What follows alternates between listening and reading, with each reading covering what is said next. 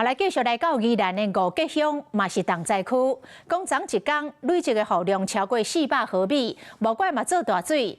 民众透早出门买早顿，爱搁过迄个高木船。啊，住伫个利德村有一个护理师要上班，伊的乌倒摆是坐这个竹排啊，像咧过溪安尼，才会当出门。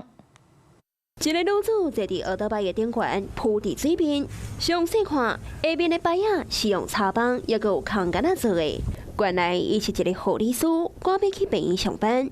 也毋过宜兰五吉真侪所在拢淹水，像伊住伫利德村的利德路，根本就无在条行，所以伊的亲人大家斗塞摆啊，上一个班袂输咧渡河咧。再去对地面村去上班，去破案去上班咧。同款是正惊险的画面，伫咧宜兰东山碧龙大道，想要出门也得爱撩水。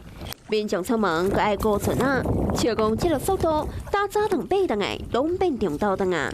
当着这个情形，民众是吃苦当作吃补。在宜兰这边，昨天更是不断出现短延时的强降雨。虽然现在在宜兰五节乡这里是没有下雨，晴空万里的，但是您可以看到我在公园2路这里，我手指的这个位置，它原本是农田，但是因为雨水不断降下来的关系，现在农田整个被雨水覆盖，变成了水田。强盘好用的江港湖，地属宜兰地区上大雨，敢若五吉乡昨日降雨量都超过400毫米。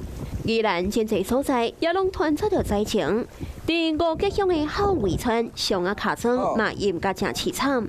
自暗暝淹到日时，真正是叫苦连天。